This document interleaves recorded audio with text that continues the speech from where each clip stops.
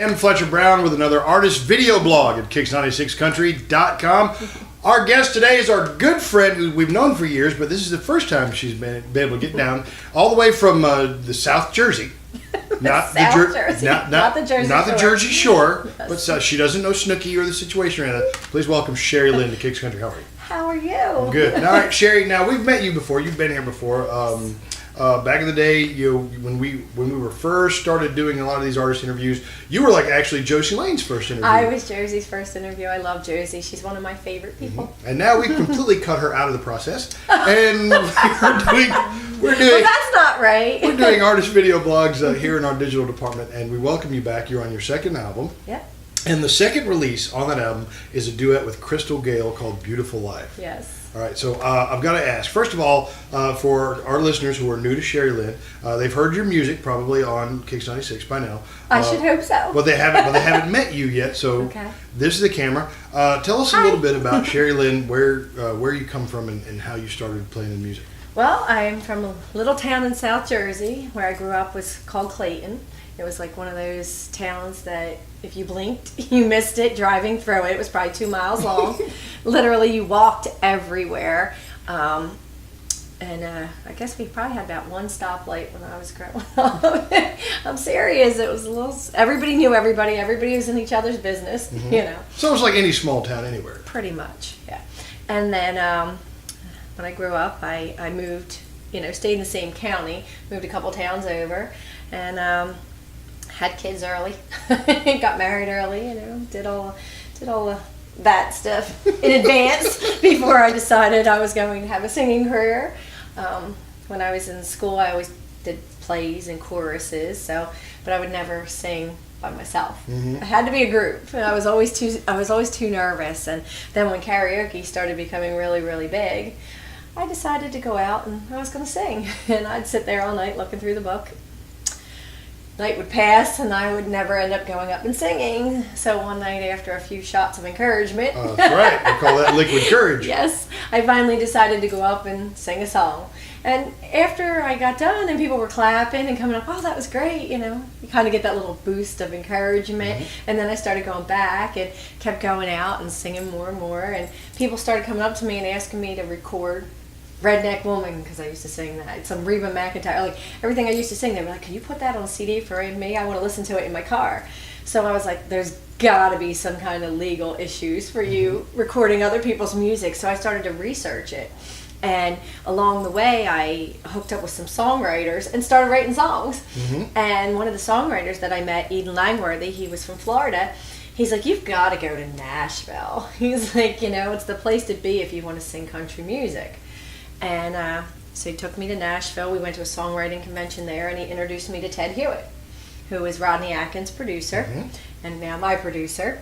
And I got in with Ted right before Rodney's album, If You're Going Through Hell, took off. It was just in the process of being in the studio. They were just getting ready to release that first single.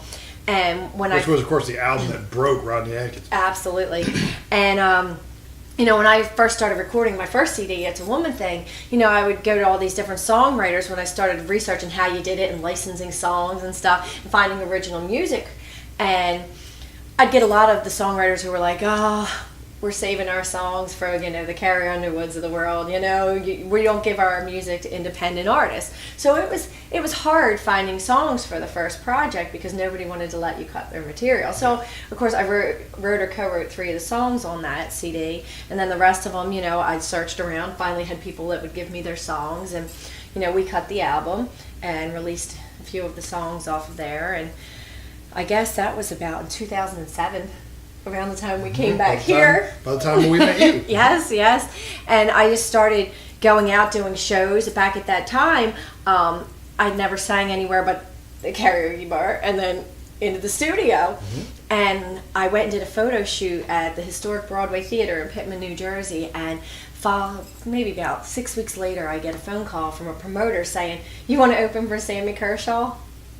Okay, sure, no problem. I'd never sang with a band before. Yeah, I'll do this. So we went to Nashville and assembled a band and did a few rehearsals. Came back to New Jersey, and they came with us and, put the show on. And everyone was like, oh my God, I cannot believe you've never sang with a band before. That was awesome. I'm like, yes, I did it. Well, when people think New Jersey, most people will immediately think like Bruce Springsteen, or they'll think Bon Jovi. Yep.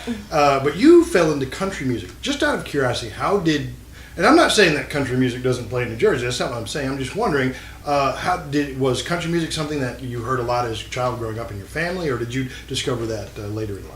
Well, my mom listened to country music a lot when I was younger, and I'll admit I was probably one of the first ones that was like, turn that off, But then one day she brought home the movie The Coal Miner's Daughter. Oh yeah, what a good. And, I watched the movie so many times I think I broke the tape, VCR tape. I broke it. I was like, okay. I would recite the movie word for word. I grew up wanting to be just like Loretta Lynn. That was my dream, to go from radio station to radio station, get them to play my song. And, I kind of followed parallel with having the kids young. Loretta and I have some of the same, traits there. But I just, things just went into a different direction. But then when I started going out and singing, I started singing country music. The first song I ever sang at karaoke was How Do I Live, And then I would sing a lot of Reba and Gretchen and, that's just, I do sing Pat Benatar, Pink, different genres. You never get an argument out of Pat Benatar. No. Me with Pat Benatar, No. ever. Love Pat Benatar.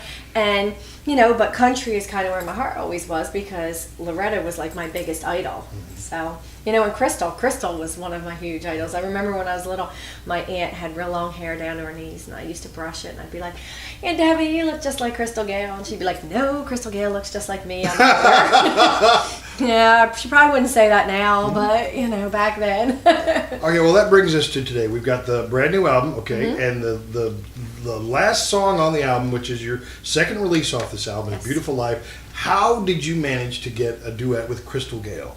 Well, after I'd opened for Sammy Kershaw at the Broadway Theater in 2008, the theater called me again and asked me to open for Crystal Gayle. I was like, okay. I can do this, And for me, I was a nervous wreck because I've idolized Crystal my whole life. And, so one of the songs that I cut on my first CD was The Sound of Goodbye. It was one of Crystal's songs. I'm like, I'm going to open for Crystal. And here it is. The CD just came out. I'm like, I can't sing her song. It's her song. I can't do it. So instead. Yeah, the pressure's really on you. Yeah, so instead I did one of Loretta's songs, You Ain't Woman Enough to Take My Man. And afterwards, Crystal came out on stage and she talked about me singing one of Loretta's songs, talked about my performance. After the show, she sat there with us for like an hour and a half talking to me, my grandma Ray, everybody that we had there. And it was like we were old friends for years. Well, 2 years later, I had ran into her at the Rope Dinner in Nashville, and they all remembered me. Her husband Bill, her manager Daryl, they all remembered me. I was like, Crystal Gayle remembers me. When you open for artists a lot, the bigger artists, a lot of times they don't come off their bus until you're done or out of their room, so they don't even acknowledge you were there half the time. And it's just, part of the way the game goes, what are you going to do? And but Crystal, she was so much different. She was just so real and down to earth, and the fact that she remembered me, I was like, yes. But I guess it was probably in 2011 I got a new publicist, Susan Collier, and Susan calls me up. We had just finished the album.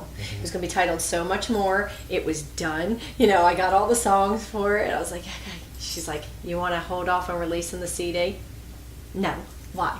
She goes, well, Crystal Gayle wants to sing a duet with you. Okay, yes, we can hold off as long as you want. And we did. It took us a year to find the song for Crystal and I to cut.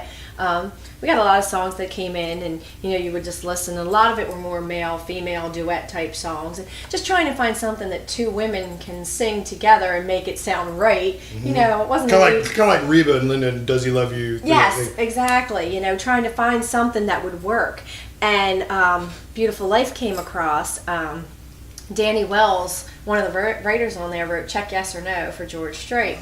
Yeah. I said, one of the perks of working with Ted now that Rodney took off, we got so many huge songwriters on this album because because of Rodney's success. You know, so whereas the first time no one would give me the songs, well, now I have Kelly Loveless on here and Ashley Gorley, who have written huge monster hits for Brad Paisley and Carrie Underwood, you know, and we have writers on there who've written Red High Heels, you know, for Kelly Pickler and I Wonder, and, you know, Edward Monroe Hill and Karen Rochelle, and I mean, there's just so many big writers on there. I'm like, wow, I'm actually, you know, getting these people on here. And that's why I titled it So Much More to begin with, because I thought it was so much more than the first project, you know. And when Beautiful Life came to be, you know, Crystal and I had both listened to it back and forth, and, you know, Ted listened to it, and we all, you know, kind of liked the song. We weren't sure, and finally we decided, okay, this is going to be the one. So Ted sat down and he mapped out, well, you're going to sing here, Crystal sing here, blah, blah, blah. And when Crystal got it, she's like, well, I'm singing too much in it, you know, it's your song. She's like, I should just be in the background, you know, and I'm like, why, you know, I mean, I said, okay, whatever you want to do, I'm good with it. So Crystal Gale, whatever you want whatever. to do, whatever. If you want to sing one line. Can I get you a soda? Yes, anything. And a lot of times when you're recording duets nowadays, one will record in one studio, one will record in the other, and they just kind of mash them together. Well, that didn't happen here. We actually recorded Beautiful Life in Crystal's studio. Her son Chris did the engineering and co-produced it with Ted, and, you know, we recorded vocals together. So as we're sitting there, you know, doing the song, well, Crystal will be like, you know what, I think I can do that. Well, okay, I'll do that one. So by the time we were done, it ended up being exactly the way Ted mapped it out. So Crystal ended up singing on the verses and in the choruses. So I couldn't be more happy with the song.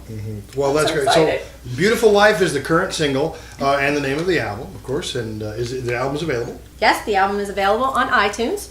You can get it on Amazon.com. You can get the physical copy on my website, www.sherrylynmusic.com. All right, and if our fans, I should say your fans, want to find your new fans, want to find you on Facebook, you there? Yes, facebook.com/SherryLynnMusic and the number 1. And Twitter? Twitter, Sherry Lynn Music. Pretty much it's Sherry Lynn Music across the board, wherever you look for me.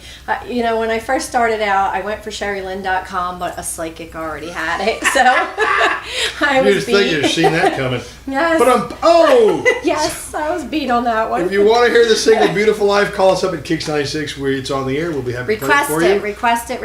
And look for Sherry Lynn's live performance elsewhere on this site. We're going to take a video of her singing one of her songs live for you, and we hope you'll come back and see us again. I will absolutely come back. All right, as many times as you want me. Congratulations on the duet with Crystal Gale. Sounds great. You can hear it at KIX96 and catch Sherry Lynn's live performance elsewhere on the website. And we'll see you next time on another artist video blog on KIX96country.com.